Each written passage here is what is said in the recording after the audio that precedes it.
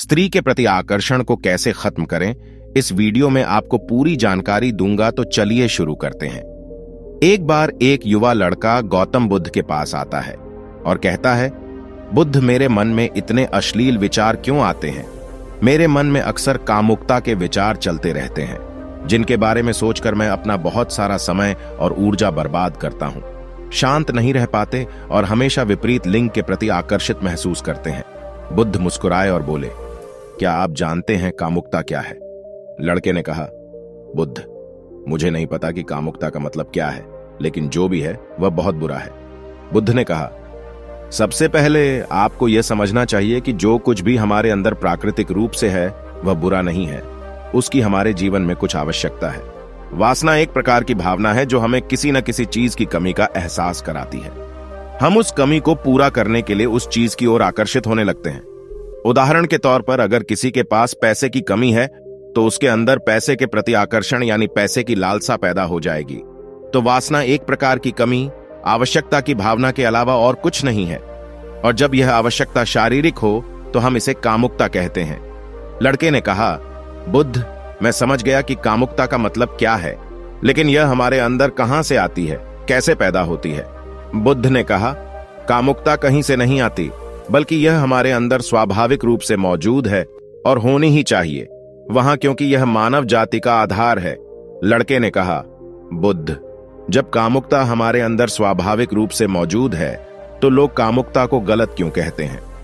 बुद्ध ने कहा, यह एक बहुत बड़ी समस्या है कि लोग कामुकता को गलत तरीके से देखने लगे हैं, इसे दबाने की कोशिश कर रहे हैं।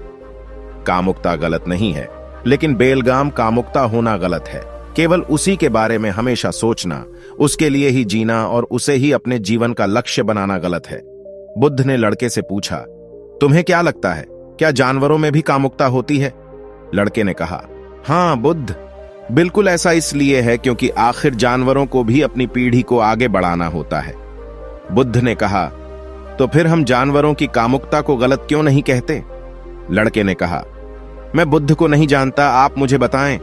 बुद्ध ने कहा, क्योंकि जानवर अपनी कामुकता का उपयोग केवल संतान पैदा करने के लिए करते हैं, न कि इससे आनंद पाने के लिए, न ही इसका आनंद लेने के इरादे से। क्योंकि प्रकृति ने जानवरों को इतनी सोचने की क्षमता नहीं दी है कि वे अपनी वासना को अपनी क्षणिक खुशी का आधार बना सकें, जबकि हम इंसान अपनी सोचने की क्षमता का उपयोग करके प्रकृति में पाई जाने वाली हर चीज को अपनी खुशी और आनंद के लिए उपयोग करने का प्रयास करते हैं। हम इंसानों ने कामुकता के साथ भी यही किया है, इसे अपने आनंद और आनंद का आधार बना लिया है।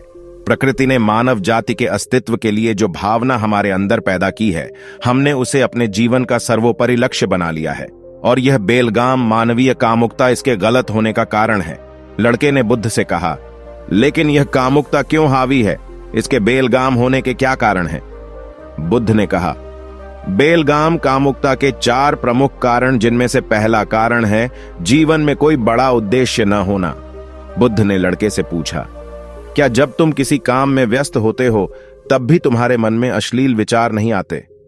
लड़के ने कहा, नहीं बुद्ध, जब मैं व्यस्त होता हूं तो मेरे मन में अश्लील विचार नहीं आते। बुद्ध ने कहा, हमारा दिमाग एक समय में केवल एक ही चीज के बारे में सोच सकता है, इसीलिए जब हमारे दिमाग में अन्य विचार चल रहे होते हैं तो अश्लील विचार नहीं आ सकते। यदि हमारे जीवन में कोई बड़ा और स्पष्ट लक्ष्य है और यदि हम उस लक्ष्य के प्रति पूरी तरह समर्पित हैं, तो हमारे पास कभी भी इतना समय नहीं होगा कि हम इन फालतू विचारों को अपने दिमाग में ला सकें। और अगर ऐसे विचार आते भी हैं तो हमारे मजबूत लक्ष्य के विचार उन्हें आसानी से हमारे दिमाग से विस्थापित कर देंगे। लेकिन वास्तविक समस्या यह है कि अधिकांश लोगों के पास मजबूत और स्पष्ट लक्ष्य का अभाव है। बुद्ध ने कहा, कामुकता का दूसरा कारण यह है कि समाज इसे गलत कहकर दबाने की कोशिश करता है। कामुकता को लोगों के एक बड़े वर्ग द्वारा हमेशा संदेह की दृष्टि से देखा गया है, और इसका सबसे बड़ा कारण यह है कि हमने अपने प्रजनन अंगों को शरीर के बाकी हिस्सों के रूप में स्वीकार नहीं किया, जबकि हमारे प्रजनन अंग भी हमारे अन्य अंगों जैसे हाथ, पैर, मुंह आदि की तरह ही होते हैं, जो अपना काम करते हैं, जिसके लिए प्रकृति ने इन्हें बनाया है। लेकिन हमने इन प्रजनन अंगों को कुछ ज्यादा ही रहस्यमय बना दिया है, और जब कोई चीज रहस्यमय हो जाती है तो उसके प्रति लोगों की एक अलग ही रुचि जागृत हो जाती है। जिसके कारण लोग जाने अनजाने में कामुकता की ओर आकर्षित होने लगते हैं। बुद्ध ने आगे कहा, जब किसी विचार को दबाने की कोशिश की जाती है तो वह और अधिक ताकत के साथ उभरता है, और कामुकता के विचारों के साथ भी ऐसा ही किया जा रहा है। बुद्ध ने कहा, अगर मैं तुमसे कहूं कि आम के बारे में मत सोचो तो तुम्हारे दिमाग में सबसे पहली तस्वीर कौन सी आई? लड़के ने कहा, बुद्ध, पहली तस्वीर जो मेरे दिमाग में आई वह आम की थी। बुद्ध ने कहा, इसी तरह जब हम अश्लील विचारों को जबरन रोकने की कोशिश करते हैं तो वे हमारे अंदर और अधिक मजबूती से उभरते हैं। इसलिए कभी भी विचारों को दबाने की कोशिश न करें। लड़के ने कहा, हां बुद्ध, मैंने भी इसे महसूस किया है। बुद्ध ने कहा, मनुष्यों में कामुकता के हावी होने का तीसरा कारण यह है कि हमें अपने विचारों के बारे में पता नहीं होता है। हम कभी इस बात पर ध्यान नहीं देते हैं कि हमारे मन में कैसे विचार चल रहे हैं। हमारे मन में उठने वाले विचारों के बारे में एक अनोखी बात यह है कि जब हम किसी एक चीज के बारे में सोचते हैं तो हमारा दिमाग उससे जुड़े और भी विचार हमारे सामने रखने लगता है, और फिर इसी तरह हमारा दिमाग विचारों की एक श्रृंखला बन जाता है जिसे लेकर हम भ्रमित हो जाते हैं। ठीक ऐसा ही अश्लील विचारों के साथ होता है। हम एक बार किसी को देखकर अपने मन में कोई अश्लील विचार बना लेते हैं, फिर हमारा दिमाग अपने आप उन विचारों की एक श्रृंखला बना लेता है जिसके बारे में सोचकर हम अपनी बहुत सारी ऊर्जा और समय बर्बाद कर देते हैं। इसलिए पूरी जागरूकता के साथ अपने अंदर उठने वाले विचारों पर ध्यान देना जरूरी है। बुद्ध ने कहा, अश्लील विचारों के हावी होने का चौथा कारण बुरे विचारों और अश्लील विचारों वाले लोगों की संगति करना है। कई बार ऐसा होता है कि कामुकता हम में हावी नहीं होती, लेकिन कुछ अश्लील लोगों के साथ रहने से कामुकता हम में हावी हो जाती है।